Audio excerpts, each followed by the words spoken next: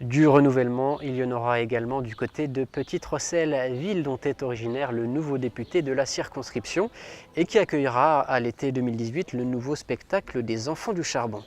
Après une année d'interruption, l'association souhaite relancer cet événement qui a rassemblé au plus fort de sa fréquentation près de 10 000 spectateurs sur le parc Explore Vendel. Pour cela, l'association a besoin de financement et s'est donc tournée vers les collectivités. Première à s'engager, la communauté d'agglomération de Forbach-Porte-de-France, qui par cette convention triennale, signée ce matin, s'engage à verser chaque année près de 24 000 €. Des fonds qui vont permettre à l'association de missionner dans un premier temps un metteur en scène afin de finaliser le scénario du nouveau spectacle. On écoute Christian Perron, le président de l'association Les Enfants du Charbon. Donc en partenariat avec Laurent-Guillaume Deslinger qui s'est proposé donc à effectuer un nouveau spectacle, donc une nouvelle mise en scène. Donc le thème serait l'après-guerre, donc après la Seconde Guerre mondiale bien évidemment, et l'importance du redémarrage des houillères dans l'économie française. D'accord. Et le lieu changerait, c'est bien ça ? Oui, tout à fait. En accord donc avec M. Fellinger, le président donc, de la communauté d'agglo, il a été décidé donc, de changer. On serait sur l'aspect parking juste avant d'arriver au musée de la mine, sur le côté gauche, et avec un développement du vidéomapping donc, sur le fond, sur l'immeuble en pierre.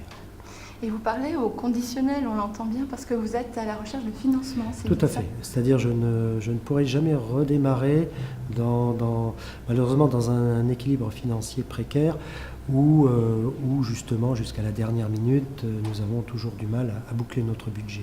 Donc là cette année, en accord avec M. Fellinger, nous allons trouver je dirais des partenariats et surtout des partenariats plus importants en somme donc financière. Je pense bien sûr au conseil départemental et à la région Grand Est pour pouvoir assurer financièrement le bon développement du spectacle. D'autres intercommunalités devraient emboîter le pas à l'agglomération Forbach-Porte-de-France, celles de l'agglomération de Saint-Avold de Centre-Mosellan, de Frémin-Merlebach, du Warnt ont également été sollicitées. Un engagement pour soutenir l'animation culturelle et touristique du Val-de-Rosselle, un territoire cher au président de la communauté d'agglomération, Paul Fellinger. Les Enfants du Charbon, comme je viens de le dire, c'est notre histoire. C'est l'histoire de ce bassin que nous connaissons, nous, mais qui est peut-être quelque peu méconnu par les jeunes générations. Donc je pense que ce spectacle des Enfants du Charbon rappelle aussi aux jeunes générations ce qu'était l'exploitation, ce qu'était surtout cette très belle aventure du charbon en Lorraine.